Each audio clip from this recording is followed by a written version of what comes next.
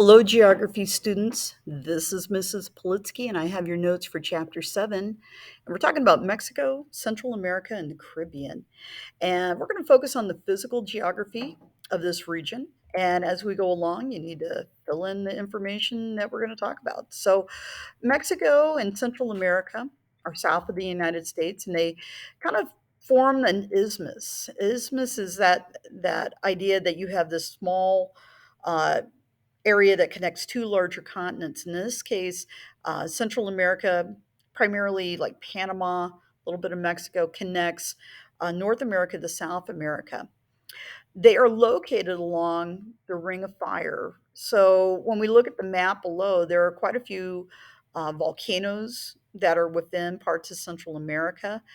This is also an area that is prone to a lot of earthquakes. Mexico's border with the U.S. is formed by first the Rio Bravo, which is a river, kind of known as the Rio Grande here in the U.S., and some of the states like California, Arizona, New Mexico, and Texas.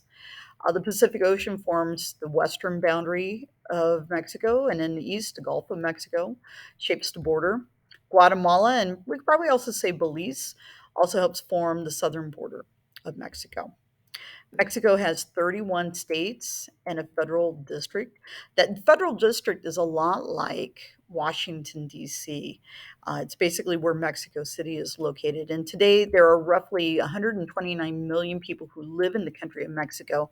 That's about a third of the population of the United States. So it's a very large population for the geographic size of the country.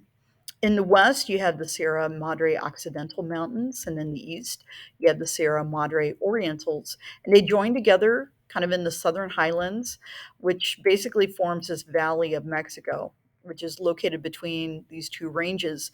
And that is the home to Mexico's largest city, Mexico City. If you look at the map here, you can kind of see that the elevation of Mexico, we have a lot of highland areas kind of in the center of the nation. Um, that obviously is probably going to lend itself to that ring of fire because some of these mountains obviously are volcanic. So people continue to live in Mexico City despite the fear of volcanic eruptions. Popocatépetl, which is the volcano that's located near Mexico City, was last active in 2019. Mexico also has two major peninsulas. In the west, we have Baja California. In the east, we have the Yucatan, which you're going to find some of the tourist areas like Cozumel and Cancun. In Mexico, there are coastal plains that are in both the east and the western coast. You have the Gulf Coast Plain that's near the Gulf of Mexico. Uh, the coastal plain is in the east, it's wide, it's also flat, has a lot of soils and a climate that's suitable for farming. In the west, the coastal plain is wide in the north but narrows as you head south. The Yucatan Peninsula contains flat coastal plains, but it's also covered with a lot of limestone, which is probably indicative to maybe times in the past where water has receded and left sediment and such. But this erosion has caused caves and sinkholes to form. Uh, One of the things I think is interesting is within the Yucatan, they've kind of utilized this as an opportunity for tourism, and some of these caves are actually very easy to explore via tubing. So if you wanted to rent an inner tube and go through some of these caves, you could do that, and it's pretty safe to do so. When we talk about climate, most of Mexico and the Caribbean lie in the tropics. There are a lot of hurricanes. This is a big threat when we talk about the summer months from June to November. There's also vertical climate zones. You have the Tierra Caliente, which is the hot land. You have the Tierra Templada, which is basically the temperate land, the land that is, temperature, it's kind of like not too extreme. A lot of people live in this area. You have the Tierra Fria, which is the cold land. Unfortunately, because of that, there's not a lot of crops that grow. And then you have the Tierra Helada, which is the frozen land. Um, Kind of used for grazing, but you also have the Tierra Nevada, which is the highest area, and this area is sometimes covered in snow and ice year round. So it is kind of interesting. And this terminology that we're using here is actually terminology that you might also hear when we talk about South America as well. There's deposits of oil and gas that have been found in the Gulf of Mexico. Mexico is one of the larger producers of petroleum in the Western Hemisphere currently. Americans buy a lot of oil out of Mexico. Mexico also has a lot of silver and gold mines. They produce copper, iron ore, and bauxite, which is used when you make aluminum. Central American nations also have fewer mineral resources. Nicaragua is an exception to this. They do have a lot of gold and silver and iron ore and lead, copper and zinc.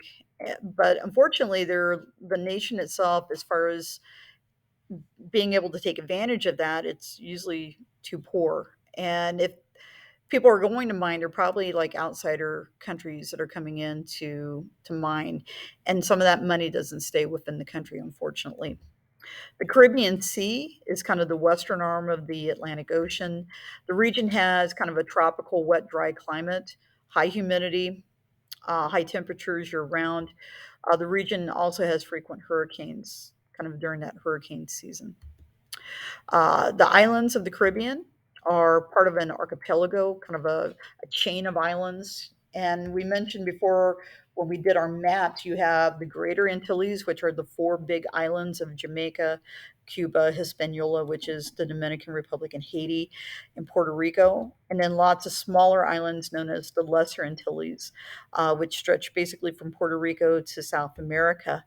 The Bahamas are an independent nation, but they were once part of the old British Crown. They're made up of more than 3,000 islands. People only live on about 30 of them, and then some of those islands have been sold to private people so that they can actually build their own little private island oasis, if you want to call it that. Many of the islands of the Caribbean are actually the tops of underwater mountains or volcanoes. When tectonic plates shift, that can result in earthquakes and volcanic eruptions. I mentioned Montserrat when we were doing some labeling of maps. They had a major earthquake or major volcanic eruption in the middle of the 1980s. But unlike the majority of the Caribbean islands, it originated as coral reefs, and they're made up of limestone and coral rising from submarine plateaus. The islands are generally low and flat, they're kind of swampy.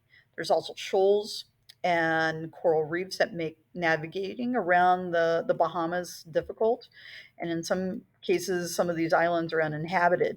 You might be able to get there easily if you have a helicopter or airplane if the island is large enough. But as far as like boating into this area, it can be very dicey. Thank you very much.